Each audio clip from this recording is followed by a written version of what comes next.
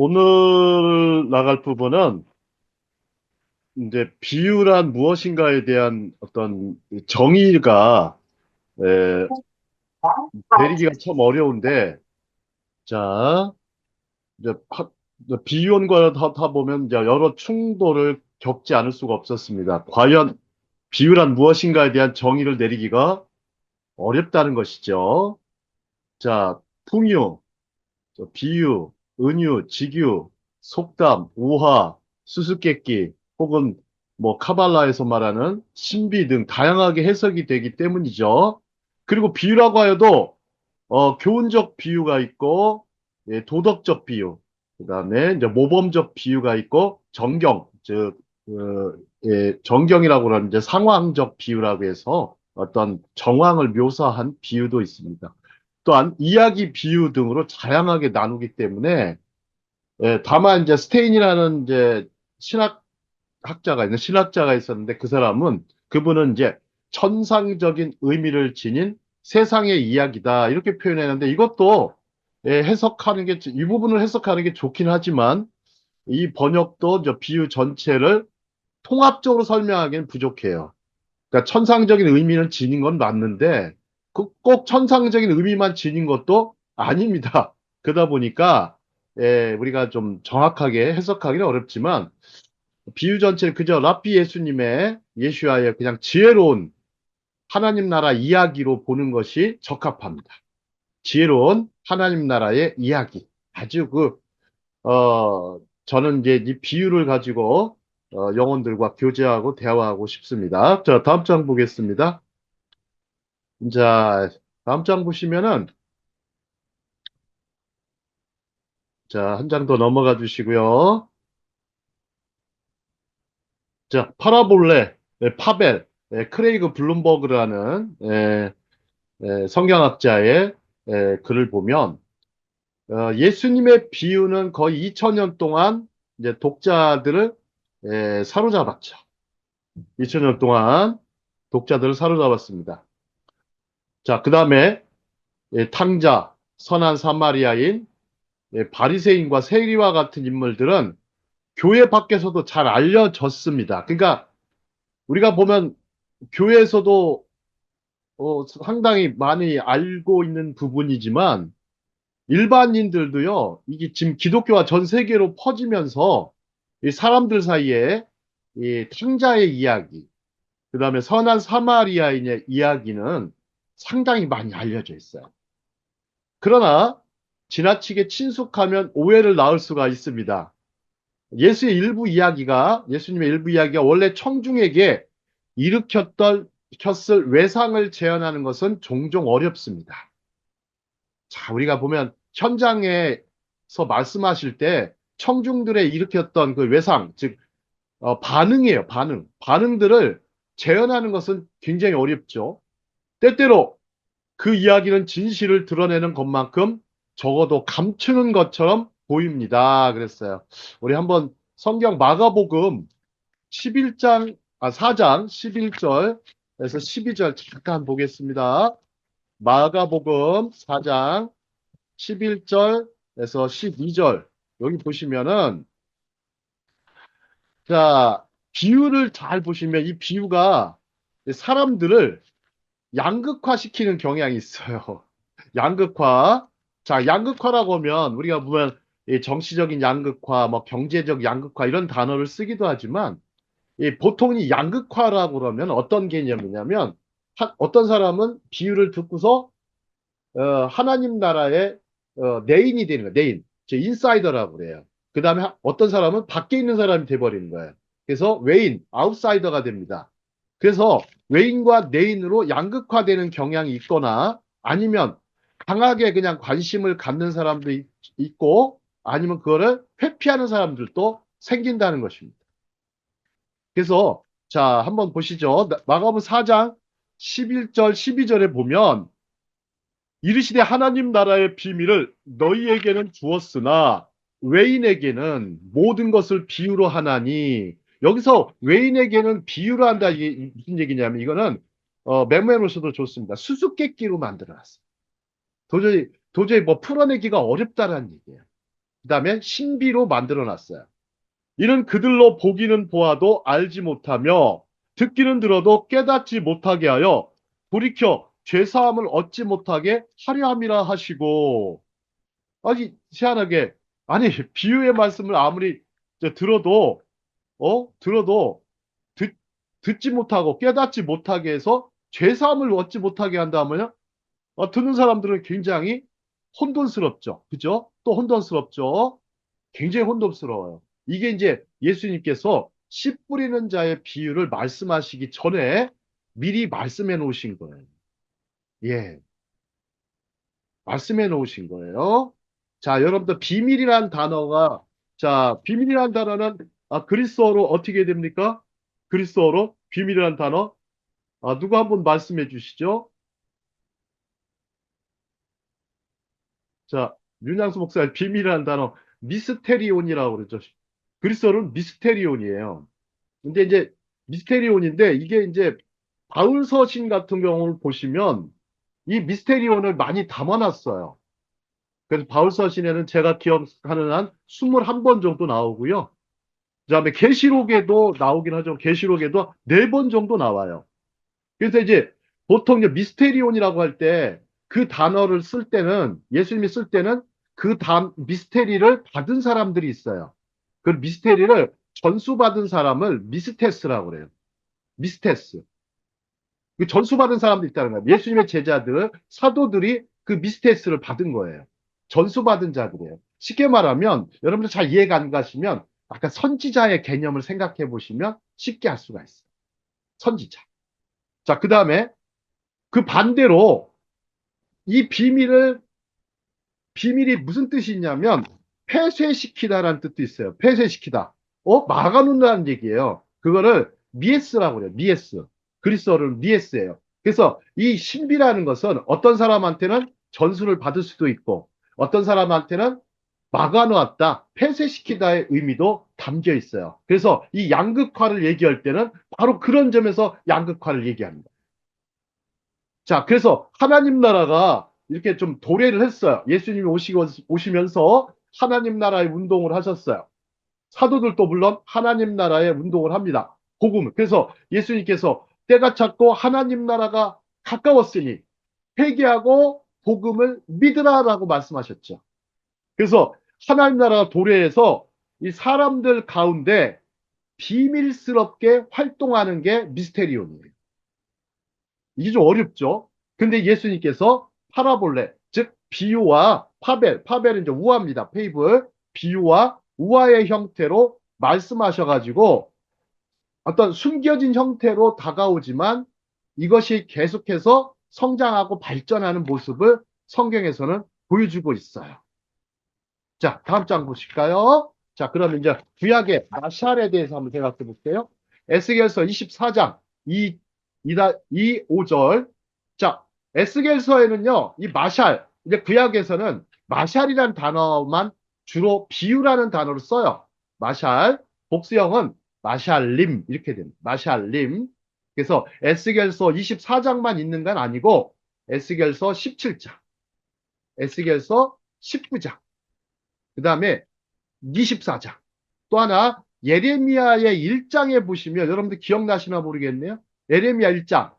1장에 보면 예레미야 선지자가 비유를 하나 말하는 대목이 나오죠. 그죠? 혹시 아몬드 트리, 살구나무 비유가 나와요. 그죠? 기억나실 거예요. 예레미야, 아몬드 트리. 그 다음에 다니엘서에도 마샬이 나와요. 다니엘서. 어떤 거냐면, 누부갓네살의 꿈 있죠? 그죠? 왕이 막 금신상을 딱 이렇게 만들어 놓고, 갑자기 막 돌이 막, 뜨인 돌이 펴가지고 막 다 신상들이 그냥 무너지고, 전색이 흩어지는 그런 비유가 또 담겨 있어요. 또 스가랴서에도 담겨 있고, 심지어 이제 사사기, 민수기에도 이제 담겨 있어. 민수기에도 이 발람 선지자의 그 예언하는 장면에서도 비유가 담겨 있어요. 이게 마샬은 굉장히 많이 나와요. 구약에. 또 나단 선지자가 이제 다윗이 이제 범죄해가지고 바세가를 와 간음과 간통을 하고 그 다음에 바세바의 남편 우리아를 죽게 하죠. 그죠? 아주 큰 대역죄인이 됐는데 이 나단이 양의 비유를 해가지고 양의 비유를 해서 예, 다윗을 일깨우죠. 그죠? 나단 선지자가. 그것이 이제 비유의 형태로 전달을 했어. 그래서 이 보면은 구약의 마샬 에스겔서의 24장에 뭐 여기는 대표적으로 이렇게 되어 있어요. 자, 사람아, 너는 오늘 날짜, 바로 오늘 날짜를 기록하여 두어라. 바빌로니아 왕이 바로 오늘 예루살렘을 치기 시작하였다. 자, 세 번역으로 돼 있어요. 너는 저 반역하는 족속에게 한 가지 비유를 들어 그들에게 말하여라. 하고서 하나님께서 이렇게 비유를 가지고서 이렇게 가마솥, 그 다음에 또 이렇게 뭐 여러 가지로 내용들을 담아놓고 계세요. 자, 구약에서는 이런 형태의 마샬이 많습니다. 이런 형태의 비유가 많은데 예수님의 비유하고는 차이점이 있어 보이죠? 그죠? 확실히 예수님의 비유하고는 많은 차이점이 있어 보여요. 자, 그럼 다음 장 보겠습니다. 다음 장 보시면 이제 내러티브의 힘, 내러티브의 힘이죠. 저는 뭐 크레이그 블룸버그 학자의 저기 주장을 굉장히 좋아하는데, 자, 모든 예수의 비유는요, 이렇게 교훈적인 형태만이 아니라 서사적 형태로 표현된다는 것을 기억하는 것이 중요합니다. 이 서사적이라고 할 때 이게 무슨 뜻입니까?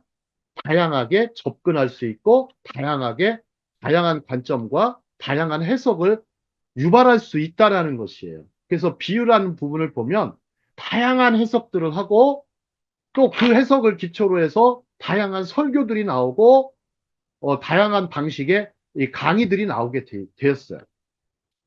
자, 좋은 허구의 힘은 사람들의 주의를 끌고 줄거리에 빠져들게 하고 너무 늦을 때까지 다른 사람에 대한 이야기라고 생각하게 만드는 것입니다.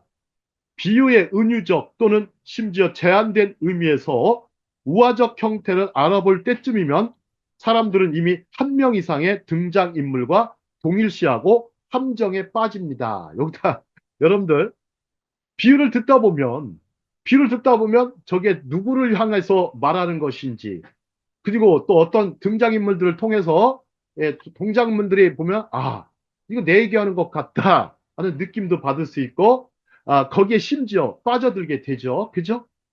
우리가 뭐 소설 같은 거 보면 잘 쓴 소설을 읽어보면 굉장히 아주 그런 묘사들을 잘 보면 우리가 책에 푹 빠지는 경우가 있습니다.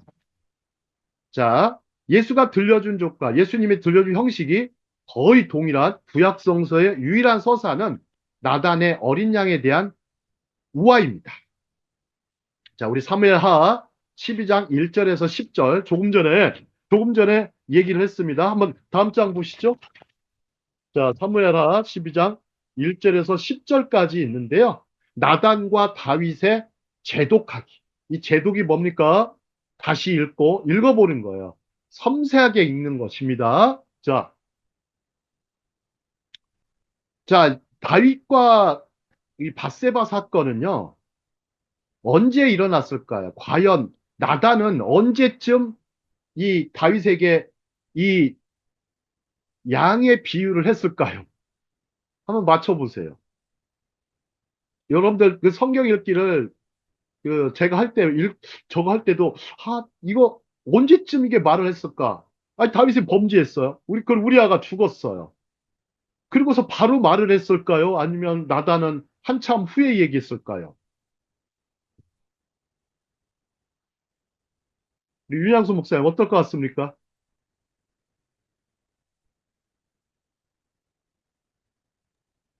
참 무 같아요. 참 후에 그죠? 네, 이렇게 모양을 자, 보고 하는. 밧세바와 우리아가 죽은 사건이요. 1년 전, 1년 전. 그러니까 1년 전인데 왜 1년을 이렇게 미루고서 나단 선지자는 말했을까요? 여기에서 잘 보세요. 나단 선지자가 헌신을 했잖아요. 예, 그 사이에 다윗이요. 1년 동안은 어마어마한 죄책감과 회개의 돌이킴의 시간을 마음을 준비시키기 위해서라는 표현을 써요. 어떤 신학자는. 1년 동안 여러분 생각해 보세요. 묵은 죄잖아요. 그죠? 묵은 죄고 숨겨진 죄일 수도 있지만 드러난 죄란 말이에요.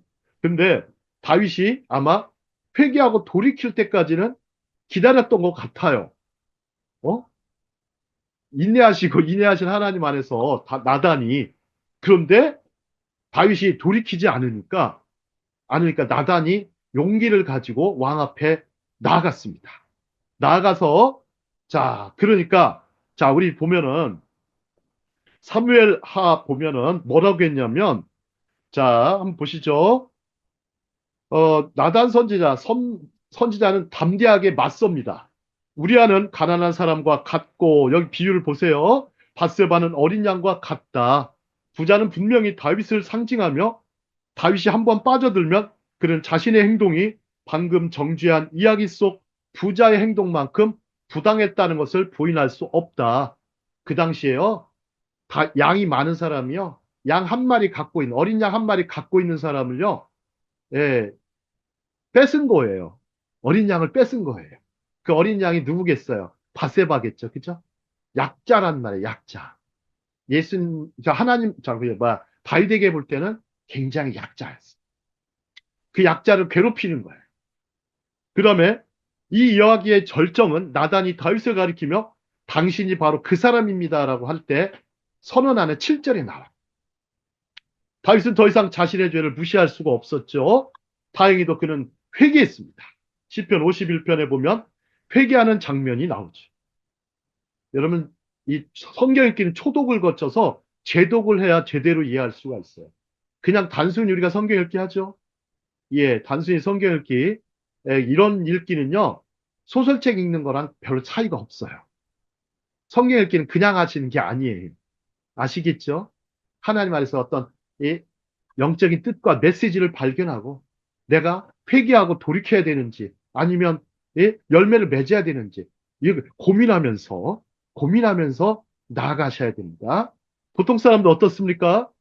자신의 죄에 대해서는 어떻죠? 자신의 죄에 대해서는 상당히 관대하죠. 자신의 죄에 대해서 상당히 관대합니다. 근데 남의 죄는 어떻게 하죠? 엄격하게 정죄하죠. 이 내로남불이란 말이 그냥 나오는 거 아니에요. 내로남불은 좀 안 맞는 표현이긴 하지만 내가 하면 그냥 죄가 안 되고 남이 하면 죄가 되고 그런 식의 인생을 우리가 사는데 다윗의 회개가 얼마나 대단히 우리에게 가르쳐 주는 게 많습니다. 우리들 속에도요 이 묵은 죄들이 있어요. 숨겨놓은 죄들이 있단 말이에요. 그거를 회개하고 돌이키지 않는 사람들이 많다는 말이에요. 근데 저는 이 예수님의 비유가요 어찌 보면 우리 속에 회개 운동을 일으키지 않나 싶어요. 그 다음에 심판이, 여기 보면은 이 사랑의 구주께서 또 심판에 대해서도 말씀하시는 부분이 많이 나와요. 그래서 우리 비유를 보실 때, 이거는 상당히, 굉장히 지혜롭다, 이렇게만 판단하시는 분이 있는데, 그거는 겉핥기 하시는 분이에요. 겉핥기 하시는 분이에요. 제가 봐서는 예수님의 그 비유들은요, 회개 운동과 하나님의 심판에 대한 준엄한 메시지도 담겨 있습니다. 마치 나단 선지자가 다윗에게 용기를 갖고 당신이 바로 그 사람입니다. 라고 말을 했듯이 마찬가지예요. 당신이 바로 그 사람입니다. 내가 바로 그 사람입니다. 이렇게 말을 할 수가 있어야 되는 것입니다. 자, 다음 장 보겠습니다. 다음 장을 보시면 이제 마샬과 님샬이라는 게 있어요. 이제 보통 이제 우리나라 책에 소개된 것은 마샬만 많이 소개했어요. 마샬. 그래서 님샬이라는 단어를 처음 보실 거예요. 혹시 님샬에 대해서 들어보신 분 계세요? 님샬. 여기 참가자 중에. 님샬이라는 건 뭐냐면 마샬은 그냥 본문이에요. 본문. 본문 그 텍스트 그 자체예요. 그걸 마샬이라고 할 수 있어요. 자, 그런데 이제 님샬은 뭐냐? 님샬은 일종의 설명이라고 생각하시면 더 쉬워요. 본문 내용을 이해를 못하니까 예수님께서 마샬을 베풀어 주시고 그 다음에 또 뭐 하셨어요? 이해하지 못하고 저기 막 깨닫지 못하는 사람들을 위해서 제자들을 위해서 그 예수님 안에 있는 내인들한테 소개를 해줍니다. 설명해 주셔요. 그걸 이제 님샬이라고 할 수 있어요. 그게 중요하죠, 그죠? 우리 설교가 뭐냐면 이 마샬 본문 내용을 잘 풀어서 설명해 주는 것이 설교죠. 그죠? 설교죠. 그게 이제 님샬이라는 단어를 쓸 수가 있는데 꼭 이 단어만 쓰지 않으셔도 돼요. 예전에 제가 강의할 때 파르데스를 얘기했을 거예요. 파르데스, 그죠? 파르데스. 그래서 페샤트가 있고, 페샤트. 본문이 있고, 그 본문에 대해서 본문을 읽다 보면 힌트와 암시가 있다 했죠? 그걸 레메즈라고 그랬어요. 레메즈. 그 다음에 설교나 주석, 해설을 뭐라고 그랬어요? 드라시 혹은 다라시. 참고할 수 있는 문헌들이 있어요. 그죠? 그 다음에 소드. 마지막은 소드죠. 그래서 비밀, 신비가 있고 합쳐가지고 파라데스 이렇게 해가지고 결국 낙원, 파라다이스. 그래서 낙원에 대한 공부죠. 우리 성경을 공부한다는 것은요. 낙원을 체험하는 거예요. 낙원을 찾아오는. 우리가 참 낙원하고 하나님 나라랑 헷갈릴 수는 있지만 저는 뭐 거의 관련 있는 말이죠. 그죠? 그래서 우리가 하나님 비유를 통해서 하나님 나라를 체험하고 하나님 나라에 속한 그 은혜를 누리는 것이 아주 아주 중요합니다. 자, 비유의 초기 설명과 함께 고대 이야기꾼들은요, 종종 님샬이라 불리는 명확한 해석을 포함시켰습니다. 여기에 가장 잘 어울리는 비유가 씨 뿌리는 자의 비유이죠. 우리는 자칫 씨의 비유 혹은 밭의 비유라고 여기기 쉬워요. 하지만 엄밀하게 말해서 비유의 주체는 바로 씨 뿌리는 자입니다. 자, 우리 윤양수 목사님, 씨 뿌리는 자는 과연 누굴까요? 여기서 예, 말씀의 씨를 뿌리지 않습니까? 그죠? 말씀의 씨를 마구마구 뿌리십니다. 그냥 이 씨 뿌리는 자를 보시면 음, 씨 주머니 이렇게 옆에 안고서 그냥 막 뿌리세요. 그냥 제한 없이 뿌린다고. 그냥 음, 뭐 기름진 밭에만 뿌리는 게 또 아니고, 기름진 밭의 일부에다 뿌리는 것도 아니고, 길가에도 던지고, 물론 길가에는 많이 안 했겠죠. 안 했겠죠. 그죠? 또 이렇게 뭐 돌밭에도 뿌리고, 가시덤불에도 뿌리고, 하다 보면 뭐, 예, 그렇게 들어가는데요. 여기서 뭐, 어, 그 씨 뿌리는 분은 아주 굉장히 담대하게 뿌리십니다. 담대하게. 담대하게 뿌려요. 제한 없이 뿌립니다. 자, 씨는 비유의 수단일 뿐이에요. 씨 뿌리는 자는 비유를 이끌어가는 주체입니다. 그래서 비유를 잘 보실 때 주체가 누군지 생각하셔야 돼요. 주역이 누군지. 예? 자, 사실 비유는 랍비 예슈아의 가장 좋아하는 교육 도구셨죠? 그죠? 공생의 기간 동안 3분의 1의 설교는 비유였어요. 그 비유의 핵심은 천국 복음, 하나님 나라의 복음이고요. 이 비유를 듣는 사람들의 반응이 무척 흥미진진하죠. 아주 반응들이 다양합니다. 그러면 우리 교회 내에서도 이렇게 설교를 들을 때, 비유의 말씀을 들을 때도 반응들이 다양하죠. 그죠? 뜨겁게 반응하는 분이 있고, 차갑게도 반응하는 사람이 있고, 아예 반응도 안 하는 사람들도 있을 것이고, 그렇습니다. 각자 다 틀립니다. 틀립니다.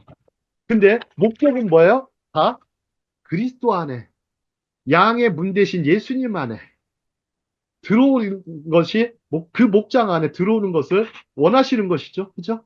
원하시는 것이죠. 그 탕자의 비유를 보시면 뭐가 있습니까? 집 나간 탕자가 아버지 집으로 돌아오죠. 근데 아버지 집에 있던 큰아들은 어떻게 됐습니까? 아버지 집으로 들어가려고 안 해요. 그죠? 들어가려고 안 해요. 여기서의 주체는 누굽니까? 둘째 아들은 죄인들과 세리일 것이고, 그죠? 첫째 아들은 바리새인과 서기관들, 그 당시 율법주의자들, 그런 사람들이었겠죠. 하지만 예수님은요, 다 그 안에 들어오기를 원하시는, 모두가 구원받기를 원하시는 거지만, 예, 거부하는 사람도 있다라는 거 꼭 기억하셔야 됩니다. 수용하는 사람도 있지만, 거부하는 사람도 있다라는 거. 근데 비유라는 방법을 쓰셔서 사람들에게 이를 분명하게 하시죠. 자, 다음 장 보겠습니다. 그럼 이제 마샬과 님샬의 차이가 있어요. 이 마샬은 우화 또는 설명적 이야기입니다. 자, 더 깊은 교훈이나 원리를 전달하는데 사용되는 서사적 또는 은유적 구성 요소이고요. 마샬의 기능은 가르침을 위한 수단. 이게 중요합니다. 사용된다. 그래서 우리가 이 본문 말씀들은 다 가르치기 위한, 교육하기 위한 부분이라는 것을 여러분들 기억하셔야 해요.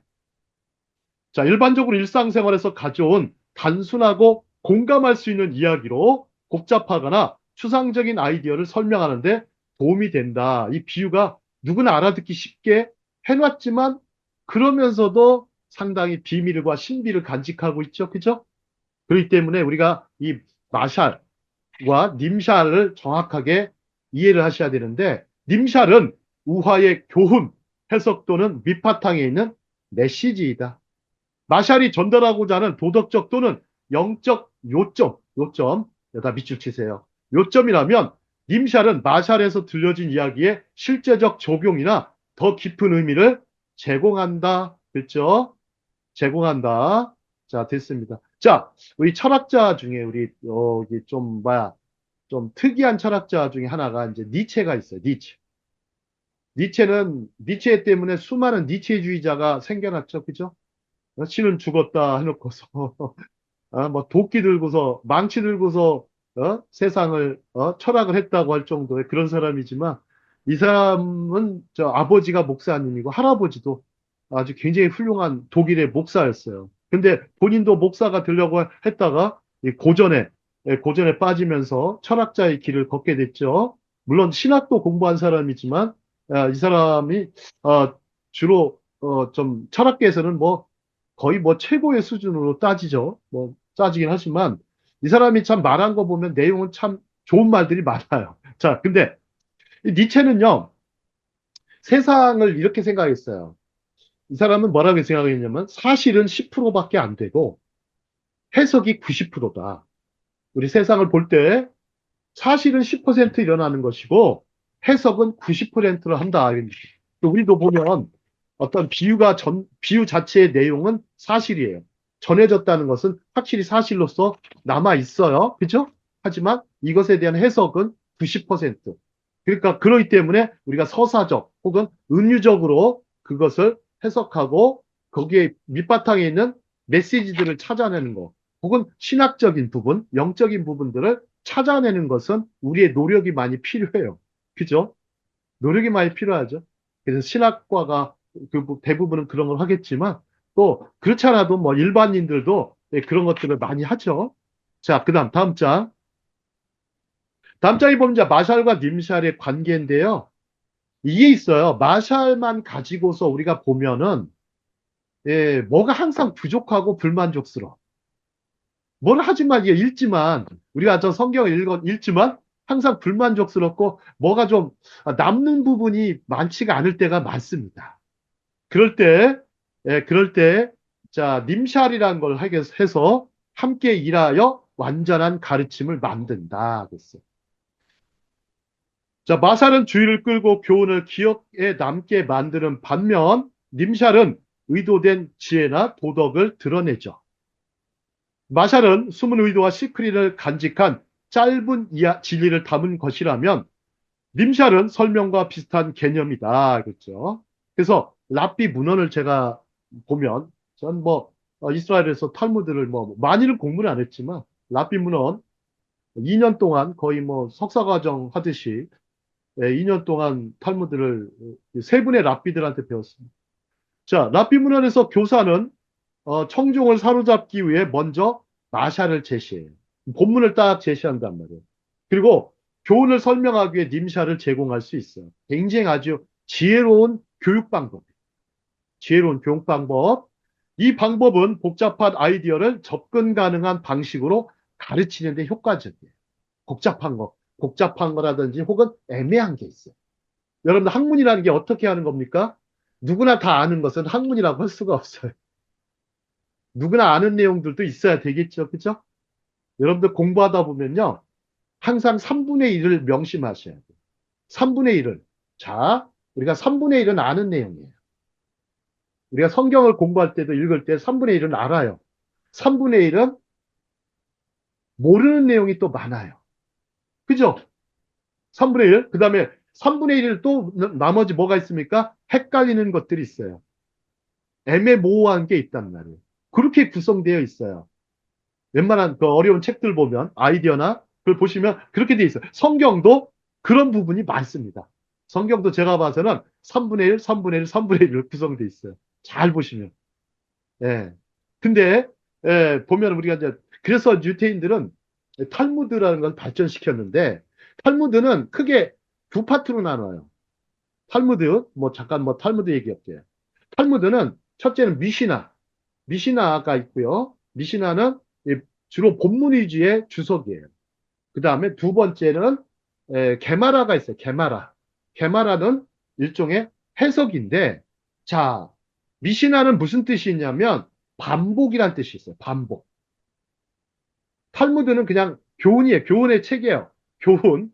근데 미시나는 반복이란 뜻이 있고 게마라가 무슨 뜻이 있냐면 완성이란 뜻이 있어요. 그러니까 반복해서 우리 읽고 굉장히 공부하고 교육하고 하다 보면 여기서 우리는 완성함에 이를 수 있다는 얘기예요. 그래서 마샬과 님샬의 개념과 이 미시나와 게마라의 개념이 비슷해요. 아시겠죠? 그 다음에 이제 미시나 같은 경우는 원래 그 어원적으로 보시면 우리만 그 쉐마에 보시면 쉐마 강론한다 그러죠. 그죠? 주야로 암송하고 강론을 해요. 여기 강론하다의 뜻이요. 히브리어로는 샤나예요. 샤나. 메모해 놓으시면 좋아요. 지금 뭐 물론 뭐 이게 녹화가 되긴 하겠지만 샤나는 뭐냐면 원래 날카롭게 하다라는 뜻이에요. 이제 반복해서 하다 보면 날카로워져요. 우리가 아주 샤프해진단 말이에요. 하나님의 말씀을 반복해서 읽고 하다 보면 날카롭게 되니까 어떻게 돼요? 하나님의 말씀이 검이 되는 거예요. 검이 되는 거예요. 아, 그래하고 막 불꽃 같은 말씀을 전하죠. 막 그냥 하나님 검처럼 성령의 검이 되는 겁니다. 그래서 말씀 읽기가 그래서 중요해요. 근데 읽을 때 어떻게 읽어야 돼요? 그냥 읽지 마시고 날카롭게 될 때까지. 그래서 철을 빛나게 할 때까지. 우리 얼굴이요, 빛날 때까지 하시는 거예요. 우리 속에요, 막 소망이 차올라가지고 막 얼굴이 빛날 때까지. 그렇게 하셔야 돼요. 네, 중도에 포기하시는 분들 많죠. 네, 중도에. 자, 자, 우리가 보면 이렇게 반복하고 그리고 완성할 때까지, 완성이 될 때까지 우리가 해야 되겠습니다. 자, 비유는 바로 이런 마샬과 님샬의 관계가 중요합니다. 자, 다음 장이요. 자, 마샬 한번 좀 이해가 안 가니까 우리가 성경에 보면 제가 이제 한번 준비를 해봤습니다. 자, 마샬은 어떤 왕이 포도원을 가지고 있었어요. 그는 그것을 몇몇 소작인에게 임대해 주었습니다. 수확할 때가 되자 그는 하인들을 보내어 농산물을 모았습니다. 소작인들은 하인들을 학대했어요. 마침내 왕은 그들이 그를 존경할 거라고 생각하여 그의 아들을 보냈지만 그들은 그도 죽였습니다. 여러분들 이때 딱 떠오르는 거 뭐가 떠오릅니까? 여기서 왕은 누구고 왕의 저기 뭐 하인들은 누구고 그 소작인들은 누구고 아들은 누굴까요? 딱 떠오르실 거예요. 그죠? 성경을 오래 읽으시고 어떤 하나님의 주의 교회에 오랫동안 참여하신 분들은 이제 이해를 하세요. 근데 처음 듣는 사람은 무슨 말인지 아무것도 몰라요. 그죠? 초신자들, 새신자들, 뭐, 뭔 소리는지 알 수가 없어요. 그죠? 예. 이거를 잘 풀어 설명해 줘야 마음에 그냥 심령이 뜨거워지는 거예요. 심령이 뜨거워집니다. 자, 님샷. 자, 이 비유를 한번 볼까요? 이스라엘과 하나님의 관계를 나타내는 것으로 해석될 수 있어요. 여기서 왕은 하나님이고 포도원은 이스라엘이에요. 이스라엘은 포도원으로 비유가 돼요.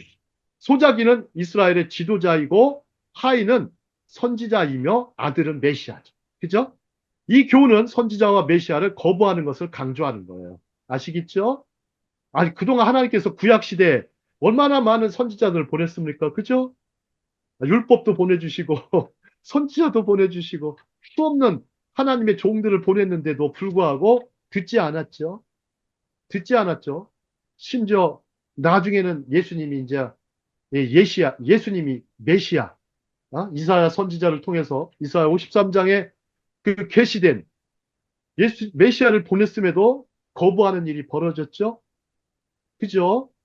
이게 얼마나 놀라운 비유입니까? 저는 가끔 이 얘기를 할 때가 있습니다. 이 얘기를 할 때가 있어요. 전도할 때 참 좋습니다. 전도할 때 사람들이 꼭 듣는 사람도 있지만 안 듣는 사람도 있지만 그래도 전해야죠. 듣던지 안 듣던지. 그죠? 근데 듣는 자는 살아나리라. 이게 무슨 얘기입니까? 꼭 들어야 산다는 겁니까? 우리 막 귀에 들려가지고 막 고막이 울려가지고 어떤 걸 들어가지고 사는 게 아니에요. 그거는 듣는 거에 아주 물리적인 들음이에요. 그죠? 물리적인 들음인데 듣는다는 말은 무슨 얘기하면 수용한다. 내가 거기에 기꺼이 순종한다. 이런 의미가 담겨 있어요. 그렇기 때문에 우리가 그냥 듣는 게 아닙니다. 아시겠죠? 뭐 고막을 진동시켜가지고 무슨 듣기 기능을 강화한다. 그 얘기가 아니고요. 우리가 깊이 경청한다는 의미도 아닙니다. 경청만 해서는 안 돼요. 응? 경청만 해가지고는 안 됩니다. 완전함에 나아가야 돼요. 하나님의 의가 나타날 때까지 완전함에 나아가야 돼요. 예. 자, 다음 장 보겠습니다. 다음 장 보시면, 자, 비유는, 자, 성경학자, 자, 마크 터니지라는 분이 있어요.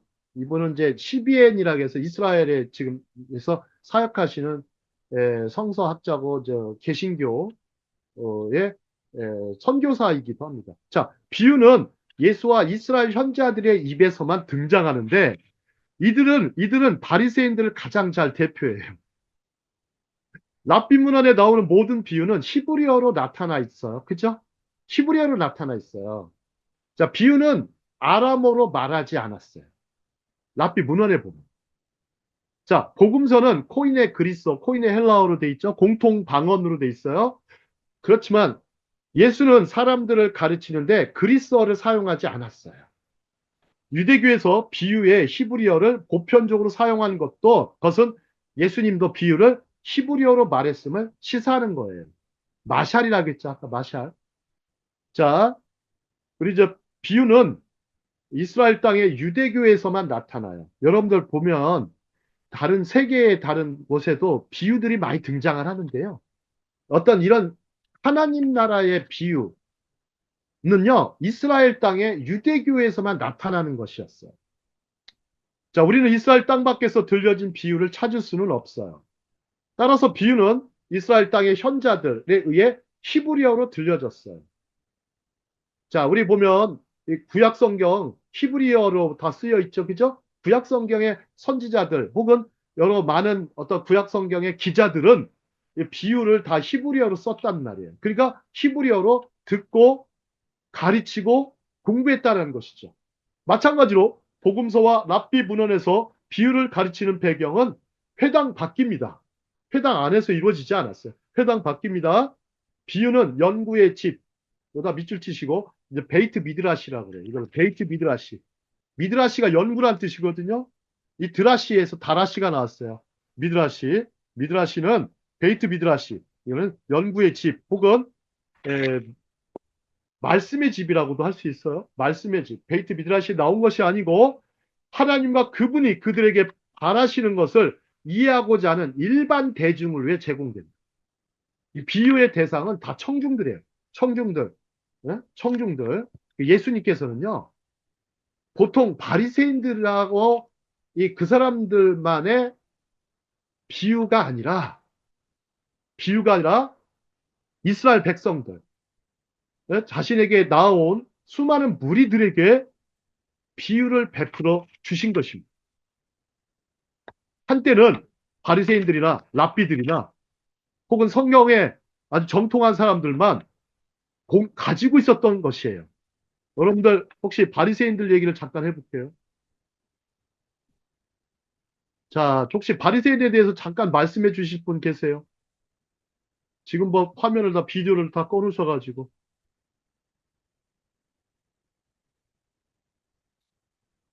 자, 윤양소 목사님, 바리새인에 대해서 말씀해 주실 수 있겠습니까? 우리가 좀 잘 알 것 같은데, 의외로 바리새인을 잘 몰라요. 우리가. 바리새인은 과연 어떤 사람들이었을까요? 이 말씀을 중시하지 않은 이렇게 그 정도라고 생각하고, 네. 자, 제가 히브리 대학 있을 때, 이 바리새인에 대해서 잠깐 많이 들었어요. 많이 들었는데, 이 바리새인들은 기본적으로 우리가 잘 몰라요. 우리가 성경에서 막 툭하면 뭐 바리새인 어떻게 많이 욕하는데 과연 바리새인이 누군지도 모르고 이제 하면 안 돼요. 이 사람들은요, 자신들을 말씀의 보존자라고 생각했어요. 어마어마한 존재예요. 그 다음에 히브리어로는 푸르심이에요. 푸르심. 푸르심은요, 구별된 자란 뜻이에요. 일반 백성들과 구별돼 있어서 이 자신들, 그러니까 자기들만의 리그를 하는 사람들이에요. 진영 논리에 막 사로잡혀서 자신의 우리 안에 딱 울타리를 쳐놓고 자신들만 들어가게 해놓고 나머지 사람들 다 거부해요. 근데 예수님은 그 울타리를 허무세요. 허무시고 누구나 하나님의 말씀을 들을 수 있도록. 이 중세 카톨릭이요. 그렇게 많이 했단 말이에요. 예? 그 방법을 썼어요. 자, 근데 이제 보시면 그 바리새인들은요. 서로를 뭐라고 불렀냐면 서로를 하베르라 불렀어요. 하베림. 친구들이라고 불렀다. 친구들. 근데 친구들이라 불렀어요. 근데 예수님은요. 예수님은 오히려 친구들이라는 단어를 쓰셨기도 했지만 형제들이라는 단어를 그때 쓰십니다. 여러분들요, 기독교에서 우리가 형제, 자매라는 말을 언제 썼느냐? 예수님 이후에 쓰신 거예요. 예수님 이후에 형제와 자매라는 단어를 그때 쓰신 거예요. 사도 바울도 뭐라고 했습니까? 로마서에 보면 로마서를 전달한 베베한테 뭐라고 그래요? 자매 베베라고 하잖아요. 그죠? 형제라고 해요. 그러니까 형제와 자매의 그런 어떤 공동체를 예수님은 만들어 나가셨죠. 네? 형제와 자매라고 하면 사랑의 공동체죠. 그치? 사랑의 공동체를 얘기하고 바리새인들은 자신들이 그냥 친구들 자기들을 막 이렇게 해가지고 무척 뭐라고 해야 되나 자기들만의 아카데미 학회 해가지고 막 구성해서 아무도 모르게 자신들만 뭔가를 중요한 걸 막 자신들만 전수받고 특권을 누리는 거죠. 그죠? 근데 예수님은 그걸 허무셨단 말이에요. 허무셨단 말이에요. 참 그게 위대한 일이에요. 자, 다음 장 보겠습니다.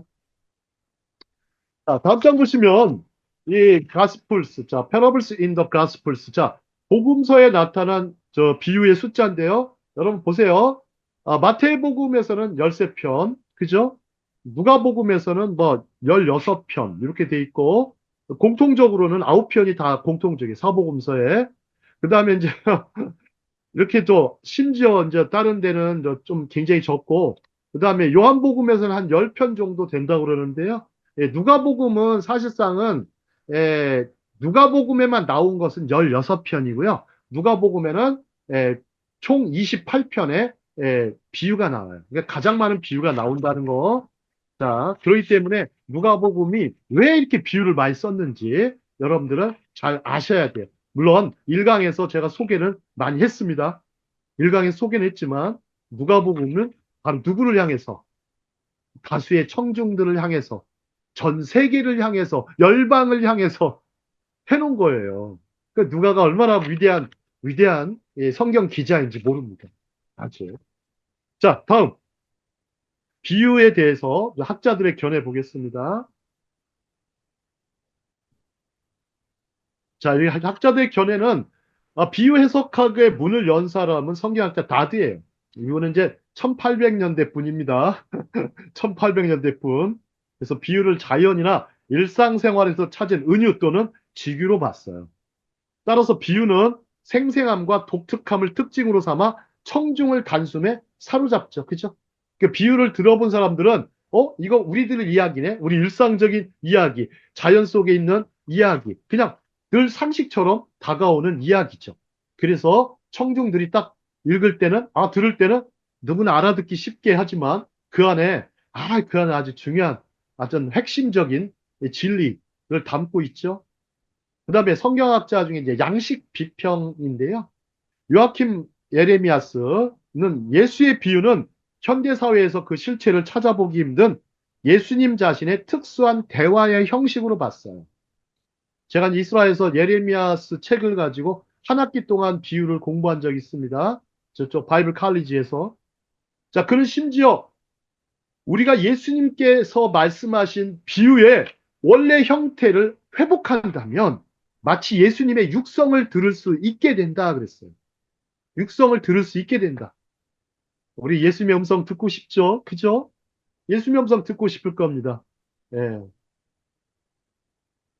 자, 예수님의 그 육성을 들을 정도로 원래의 형태, 그 의미와 형태를 딱 찾아낸다면 예수님의 육성을 들을 수 있을 정도라고 말을 했습니다. 자, 다음. 다음에는 뭐, 저기 성경학자 또 도나우, 크루산, 뭐 에벌딩이라는 학자들이 있는데요. 이 사람들은 뭐, 도나우 같은 사람은요, 예수님의 비유를 어떤 답을 기다리고 있는 질문이며, 반응을 기다리는 초대장으로 봤어요. 참 표현이 멋있네요. 답을 기다리고 있는 질문이며, 반응을 기다리는 초대장으로 본다. 그래서 개인적으로 제가 봐서는 질문과 답변을 대화로 여기는 유대인들의 대화 전통에 가장 부합되는 논거라고 확신합니다. 그 다음에 크로산이라는 분이 있습니다. 크로산. 크로산이라는 것은 사람은 비유를 우리가 살고 있는 세계에 대한 강한 충격을 주는 이야기다. 쇼크와 임팩트한 자극을 주는 이야기다라고 봤습니다. 당시 사람들에게 비유는 파격적이고 도전적이었어요. 바리새인이 들을 때 어떨 것 같으세요? 막 뜨끔할 거예요. 화도 나고 막 굉장히. 그러니까 어떻게 해요? 아이, 저 사람, 어? 또 어떤 사람은 또 받아들이기도 하죠. 그죠? 네. 제가 봐서는 이 비유를 가지고 이슬람 세계에 선교하면 참 좋을 것 같아요. 이슬람 사람들은요, 여기에 반응들이 아주 재밌을 것 같습니다. 예?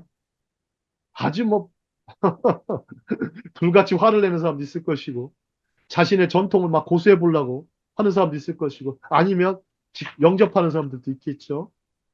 그래서 예수님의 비유는요, 사람들을 무장해제시키고, 이게 중요해요. 그 순간에 하나님 나라가 임하는 것입니다. 무장해제가 돼야 항복해야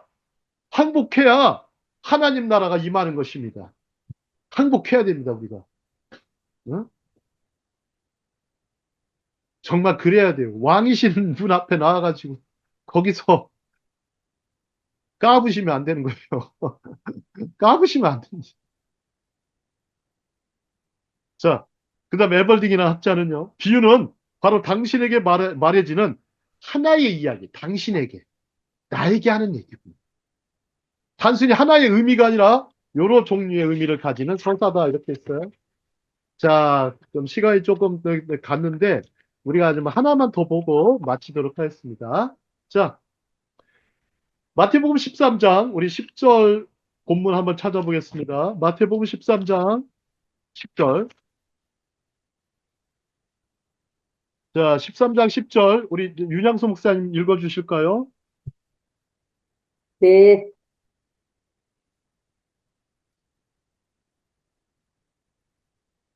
13장 10절입니다. 마태복음. 네. 제자들이 예수께 나와 이르되 어찌하여 그들에게 비유로 말씀하시나이까? 네. 대, 음, 자, 예수님께서 비유로 말씀하시나이까 이렇게 했는데 물론 마가복음 4장에도 있고요. 누가복음 8장에도 요 본문이 나와요.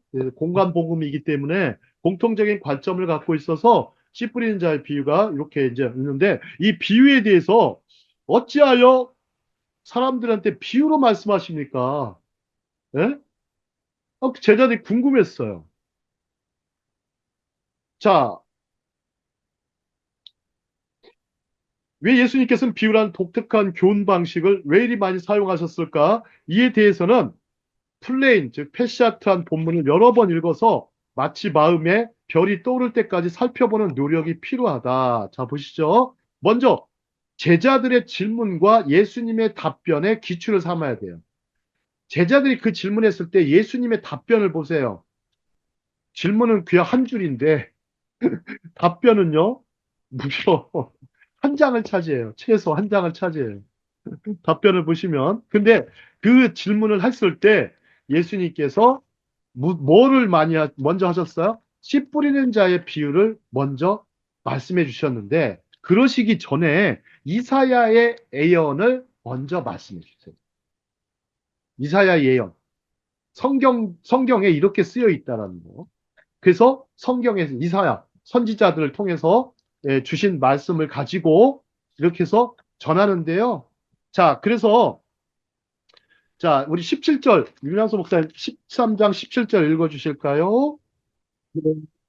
내가 진실로 너희에게 이르노니 많은 선지자와 의인이 너희가 보는 것들을 보고자 하여도 보지 못하였고 너희가 듣는 것들을 듣고자 하여도 듣지 못하였느니라. 네, 세상에 선지자와요, 많은 의인도요, 보고 싶어도 못 봤고, 듣고 싶은 것도 못 들었다는 거예요. 네, 그죠? 참 희한하죠? 이런 내용을 말씀하시는 거예요. 이야, 선지자나 이런 의인들도 정말 못 듣고 못 들은 거, 본 거예요. 근데 이거를 예수님께서 어떻게 하시는 거예요? 베풀어 주시는 거예요. 이제는. 그죠? 이게 참 놀라운 부분이에요. 선지자들과 의인들도 듣지도 못하고 보지도 못한 그 비유들을요, 듣도 보도 못한 비유들을 말씀해 주시는 거예요. 이거는 예수님의 섬김이에요. 베푸심이고. 그래서 예수님의 답변에서 우리는 힌트와 암시를 찾고, 그리고 코드와 소드. 이 소드는 이제 신비라고 하죠. 이 말씀은요, 소드부터 시작돼 있어요. 원래는 창세기 1장 1절부터 다 소드가 들어있어요. 소드로 시작해서요, 소드로 마치는 거예요. 신비로 시작해서 결국 신비를 찾아내는 거예요. 그 과정 중에 우리가 프로세스에 그 과정에 있는 것입니다. 우리는요, 지금 어떤 과정 중에 있는 분들이에요. 그죠? 우리 신학이라는 것은요, 신학의 언어나 성경의 언어는 과정의 언어예요. 절대 결론의 언어가 아니에요. 우리는 그런 과정 중에 있어요. 그래서 우리가 평생에, 우리가 평생 해야 될 것은 평생 학생의 자세로, 그 다음에 평생 선생의 자세로, 이렇게 하나님의 말씀을 가지고 대화하고, 교제하고, 사귀고, 그 안에서 하나님 나라의 운동이 이루어질 수 있도록, 하나님 나라의 그 확장이 이루어질 수 있도록 우리는 하루하루를 최선을 다해서 살아가야 하는 것이지요. 예. 남을 정죄하기 바쁘고, 어? 세상 근심에 사로잡혀서 살기 바쁜 건 알겠지만, 그러나 우리가, 예, 예수님의 비유를 하는 걸 통해서 우리가 삶의 진정한 우선순위도 찾고, 또 그러면서 삶의 진정한 가치도 찾고, 또 내가 이제는 함부로 살지 않고, 주님 안에서, 이 하나님 나라 안에서 충실하게 살아나야 되는 것을, 이유를 찾는 그런 시간과 깨달음의 시간이 됐으면 좋겠습니다. 우리가 파라볼레라고 할 때, 파라는 제가 곁에 던지다, 옆에 던지다라는 말을 썼죠. 그죠? 옆에 던졌어요. 그만큼 파라볼레는요, 우리 가까이 있는, 우리 가까이 있어서 누구나 가까이 있어서 누구나 듣고 영접하고 받아들이는 그런 시간이 되었으면 좋겠습니다. 자, 오늘은 여기까지 하도록 하겠습니다.